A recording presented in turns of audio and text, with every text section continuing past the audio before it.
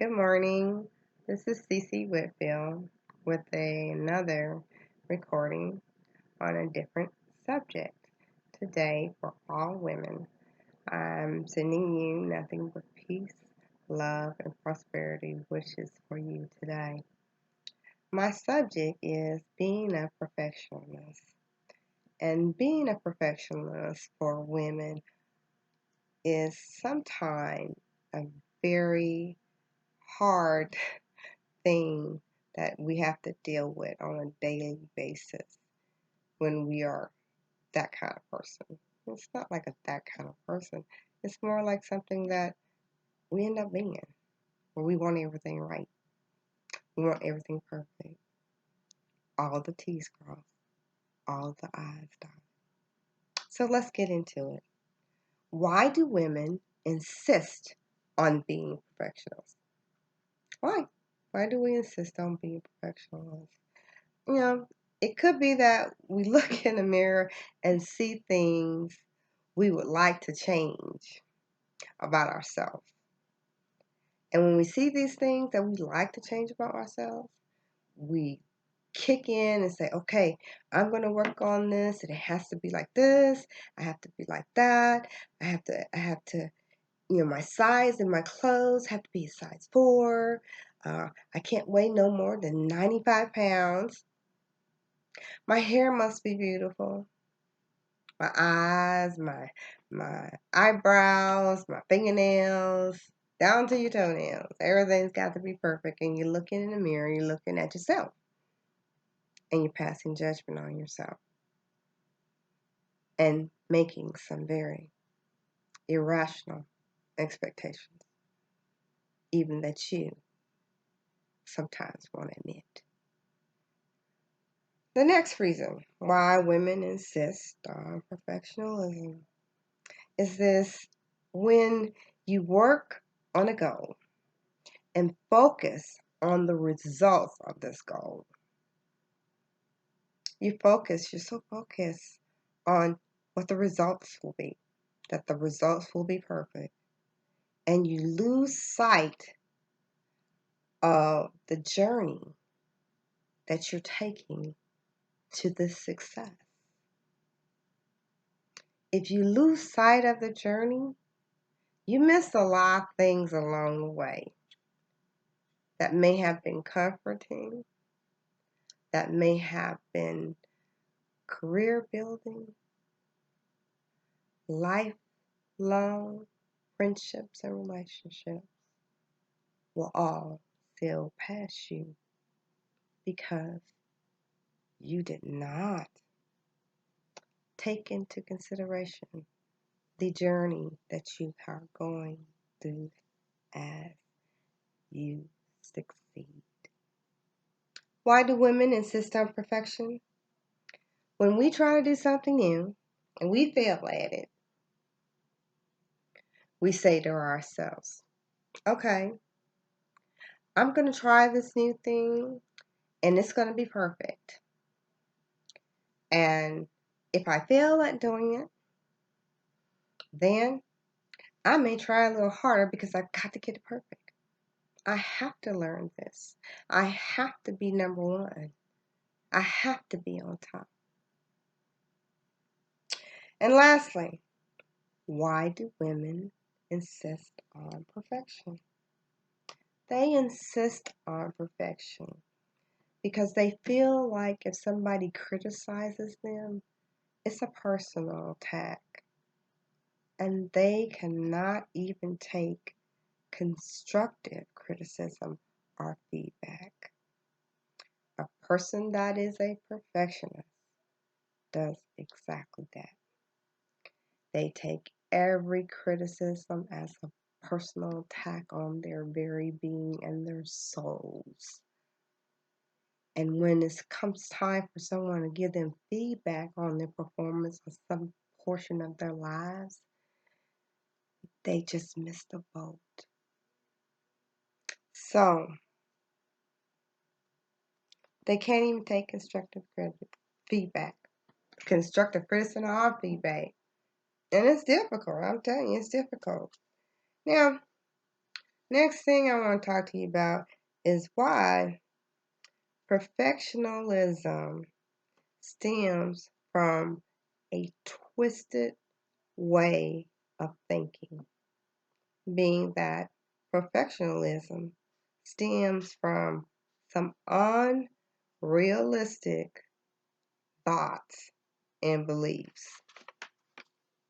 While some women feel pressured to be perfect, to please others, to meet society's unrealistic intentions, expectations, a perfectionist feels tension within to be perfect. And for many women, it is a mixture from an inside voice to wanting to please others on the outside. Some is mixture. It's both of them. So why do we do it? Well, number one, we desire to be loved and accepted. Secondly, this is the way that we were raised. Our parents raised us this way. Thirdly, sensationalism of success. If you are perfect and you do everything right, then you're going to be a success. And it's going to be a wonderful success. It's going to be brilliant. It's going to have sparkles and diamonds. And it's going to be so perfect. And lastly, the reason why we do it, because we have suffered some trauma in our lives, some type of trauma in our history, in our past, that has made us like that. It could be that you became the caretaker of your parent. It could be that there's mental health issues in your family. It could be that you became a parent at a young age of a child and you raised that child by yourself. It could be a number of things that makes us, that tosses us into this ideal that we have to be perfection. Now, why is it bad? There's a lot of reasons why it's bad. It affects our personalities. And women are just dying to be beautiful and perfect. They want to be a size 4. They want to have beautiful, long, luscious hair, long nails, wear the power suits, drive the big cars, have the successful husband, children, beautiful home, and it all be perfect with no problems. But it's bad because it's unrealistic, as I said earlier. This becomes an unrealistic expectation, which can lead to a downward spiral. It can be self-defeating behavior, a high risk of burnout, a fear of trying new things, a high risk of mental health issues, a greater risk of death, and a higher risk of suicide. Now, out of these 6 that I mentioned, I would like to say that the self-defeating behavior is an issue that is often seen because we set ourselves up to have such high expectations and unblemished expectations that when we fail, it just takes us down. How many of you out there have had something like that happen to you. I know it's quite a few that's listening to my voice today. But I would say that self-defeating behavior, that if it cannot be perfect, I'm going to do this or I'm going to do that. Secondly, one that I think is very, very high, it's important, and something that makes me want to say it again, is the high risk of mental health problems. If you are a perfectionist because you were raised that way. So early in your life as a child, you were molded and shaped to be a perfectionist. When you become an adult and you find that the expectations that were set by your parents, by your guardians, or whoever was the adult in charge of you, that those expectations may cause you to have some mental illness problems. You may strike out as an adult and be diagnosed as bipolar. You may suffer from depression. You may suffer with ADHD, PTSD, and the list goes on and on. Because, see, perfectionism, I don't think it's a good thing. I think it's a disease that strikes at the heart of women because we are being programmed that way very young. And I just really feel that we need to take us back and make time for us, make time for ourselves, and not fall prey to these things why it's bad. Now, the other one that I think is really important is that a greater risk of death.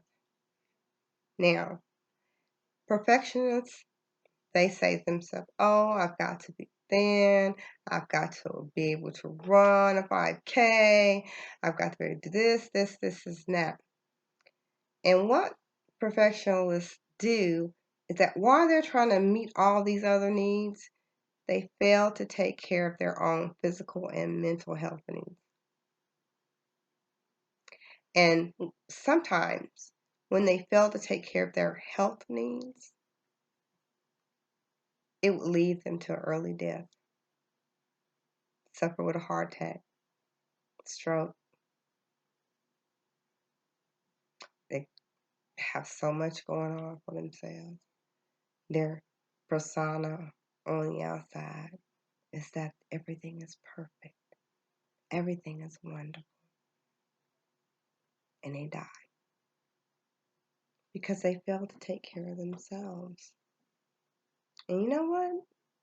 That is number one thing that I am going to say to you ladies that is important. Because if you don't take care of yourself, you can't take care of anybody else. And I know you've heard that being said before, but I'm going to say it again. Okay? And then lastly, again, the amount of people that are perfectionists that are associated with suicide. Now, the cost of perfectionism. What does it cost us? Okay? You know what? It could cost you, if I were not, if I were a perfectionist or not a perfectionist, it could cost me the opportunity to attend a function. If you're a perfectionist and you're feeling that you're not good enough, you're going to avoid any type of public assembly. Secondly, You're going to feel insecure and hurt in romantic relationships and unable to participate in a romantic relationship, unable to even conceive and have a romantic relationship. Because you're one of these people that sets unrealistic expectations. And when you start to put unrealistic expectations on someone that you are romantically involved with, and they become excessive and overdone, the relationship will terminate. And we all know that's true. So please don't be looking at me like I'm sideways or whatever, because that's true. Unrealistic expectations lead to doomed romantic relationships. Now, another cost of perfectionism is that the ones that we put on our children. Now, somewhere along the lines, you became a perfectionist because somebody taught you that behavior, or somewhere along the lines, you started it somehow, either an adult or something in your life made you take that route. It is unfair to kids to also put unrealistic expectations on them. Do not, perfectionists say, well, my child has to have all straight A's. My child cannot have a disability. My child has to do good at extracurricular activities. My child has to be able to play the piano like a concert person in an opera. My child has to be able to sing like an opera singer. When you put, something else I mentioned to you too. My child, because I am divorced from his or her mother or father, has to spend time with each parent equally, all the way up until they get out of high school. And this is a demand that is put on them. Now, I'm going to digress a little bit because I think this is a good example, okay? Say that that's your situation and you've got a young teenage daughter. And your young teenage daughter, she's a very good girl. She gets all A's. She does everything that her father and her mother want her to do. And she's getting ready to go off to college. And she's struggling to balance her school, her working a part-time job, and her having to have a full-time job of making both parents happy. That is an unrealistic expectation still for a child, for a young person to have to be responsible for.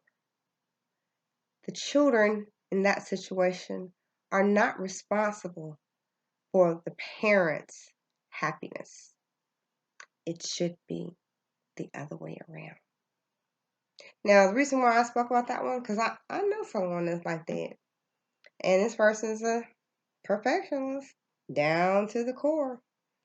But expecting your family, especially your kids, to do everything right and perfect is unrealistic. What would it mean if you were to stop, if that person would stop being a perfectionist? Now, a perfectionist would say, it would mean that my report that I have to give to my boss, my manager, is not good enough. It did not talk about this, and that, didn't touch on all the areas it was supposed to. So it wasn't good enough. And I identify that's not good enough. Secondly, What would it mean if a perfectionist to stop being a perfectionist? Would it mean that you have to impress everyone at a party? Would it mean that you wouldn't have to impress everybody at a party? Wow, what a relief if you didn't have to do all that. But that's the second thing. That what it would mean not to be a perfectionist. You could stop trying to, make everybody happy. Trying to soothe everybody's woes, make sure everybody's taken care of. And just be you. Now, lastly, owning your flaws. A lot of perfectionists say, oh, that's not me. I'm not like that. No, I'm not like that. But take into consideration some of the things I've said to you in this session, okay? And reevaluate that for a minute. If you are putting unrealistic expectations on yourself, on your loved ones, and on the people that you associate with, either fellow employees or friends, and you are telling yourself that if you don't dot all the I's and cross all the T's, you're not good enough, you may want to look into this about being a perfectionist. Believe me, it's not worth it. You have to take care of yourself in order to take care of someone else.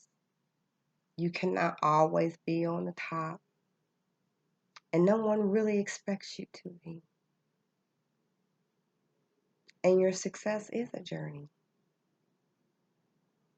but you're missing out on it if you're doing this. Well, like I say, I'm going to say it again. I want you to do this for me.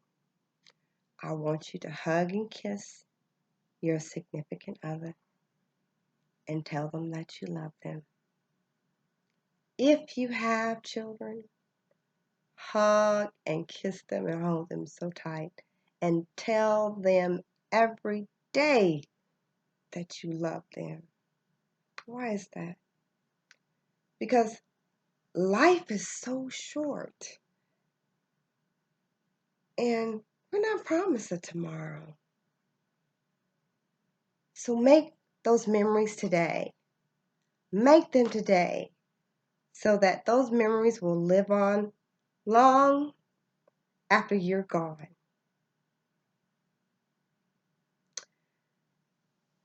I wish you peace, love, prosperity, joy, everything that is wonderful and beautiful to your life. I speaking to you to give you joy, to encourage you to be who you are.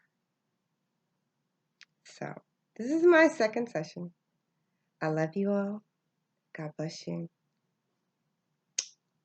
Peace out.